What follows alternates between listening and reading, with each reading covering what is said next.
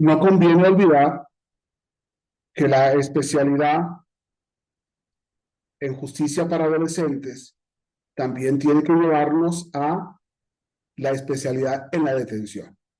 y por tanto la especialidad en los policías primeros respondientes, policía administrativa, policía de tránsito, Guardia Nacional y lógicamente los distintos cuerpos de policía municipal, policía estatal, porque decíamos un día de estos que la detención está sirviendo para torturar, para golpear, para abusar. Tenemos un problema enorme. Lo dice una investigadora de campo, experta en adolescentes. Tenemos un problema grave de abuso sexual y de otros tipos de abusos de las y los niños menores de 18 años cuando son detenidos por la policía. Pero también tenemos tenemos una segunda idea que tenemos que considerar a la hora de hablar de especialidad en adolescentes, y es que no necesariamente hay pueblos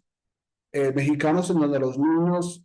mayores de 18, 19, 20, 21 no se sabe si son menores, y hay sitios en los que los chicos menores de 18 años no se sabe si son mayores o menores, y entonces hay confusión, una lógica confusión para la detención. De hecho, muchas veces después de una larga investigación o una corta investigación, o desgraciadamente después de un interrogatorio con el adolescente que nos dice su edad, porque ellos no mandan un documento que los identifique por su edad, fecha de nacimiento y etcétera, entonces duramos un lapso para saber su edad y por tanto la ley de adolescentes ha exigido que los tengamos como menores hasta que no se compruebe que son mayores de 18 años. Pero aquí entra un tema también importante que es el tema de la privación de libertad, ¿no? Es decir, nosotros tenemos que ver, aunque hay una reacción social cuando ponemos en libertad a un menor de edad, tenemos que entender que los menores de 18 años y mayores de 15 años, y tenemos que ir conociendo esos grupos etarios,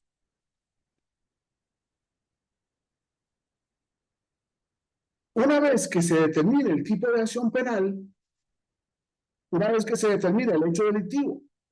el cuadro fáctico, podemos inmediatamente entender si hay o no hay medida cautelar, como lo dice el artículo 119 de la ley para adolescentes, y por tanto si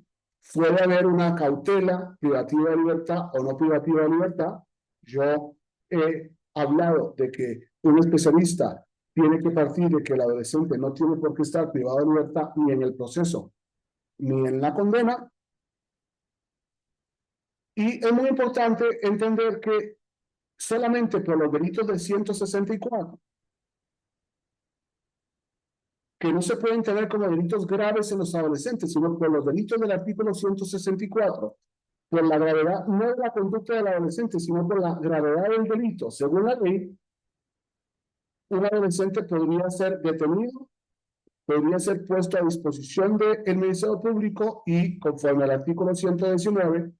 el Ministerio Público tiene que decidir si lo pasa al juez o lo pone en libertad. Es una decisión importante del fiscal del Ministerio Público especializado, analizando todas las variables de la conducta ilícita. Pero no solamente es suficiente que se le esté atribuyendo autoría y participación, decíamos un día de estos, qué tipo de autoría, qué tipo de participación en la conducta ilícita. No solamente esa conducta del 164, no solamente esa conducta en un hecho delictivo grave para la justicia para adolescentes, sino también la autoría y la participación, el tipo de autoría, el tipo de participación, si es un líder o es simplemente un cómplice o simplemente un arrastrado.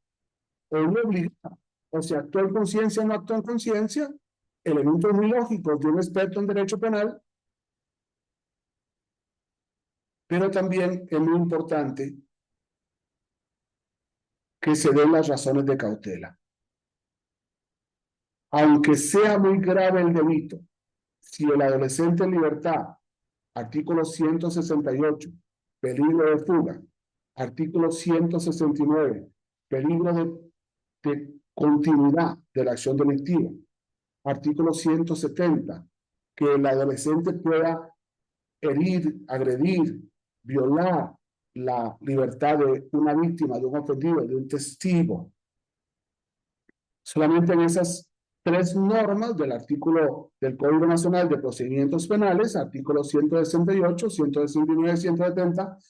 este adolescente mayor de 15, menor de 18 años, podría sufrir una privación de libertad, un internamiento provisional, y posiblemente si fuera condenado a un internamiento por un tiempo, que no puede ser mayor de 5 años. Aclaro que mi posición de la privación de libertad es que no existe sino para hacer eficaz las medidas de la Constitución Política, y aclaro que la Constitución Política del artículo 18 no ha creado ninguna medida privativa de libertad contra un adolescente, sea detenido o sea condenado. Sin embargo, es muy importante hacer este estudio serio porque pienso que hasta acá, si hemos seguido la secuencia de videos que hemos grabado al respecto,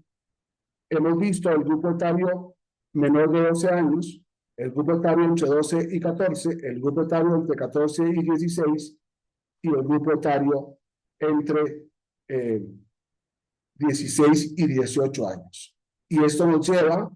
a saber prima primi tomar decisiones para posteriormente no violar los derechos de los adolescentes, menos los derechos de los padres respecto a estos adolescentes, saber acudir al acompañamiento de la Procuraduría Estatal de Derechos de Niñas, Niños y Adolescentes, o en su defecto, lógicamente, en la retención por parte del fiscal de Ministerio Público y la puesta a disposición del juez especializado en adolescentes para resolver no solamente sobre la detención, sino también sobre la imputación y vinculación a proceso o no, y si va a haber una medida cautelar. Por tanto, estamos hablando de un proceso que, si bien es cierto, hace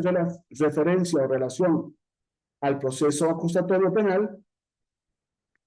en adolescentes tiene que verse con las variables de edad, con las variables de los grupos etarios, con las variables de los delitos y con las variables de la cautela. Es interesante todo lo que hay que dominar. Por eso es muy importante, ¿no? Para estos especialistas que creen que yo estudio para ser padres y que no estudia procesal penal, que no estudia la Constitución Política, que no lee la ley de víctimas, que no estudia la ley de víctimas, que no lee la ley de tratas, que no estudia la ley de delincuencia organizada, es muy importante que todas estas leyes, que son más de 20, hay que dominarlas para ser especialista en adolescentes y no solamente tener un cariño por los niños, porque eso creo que es lo menos que tenemos que tener en esta especialidad. Muchas gracias.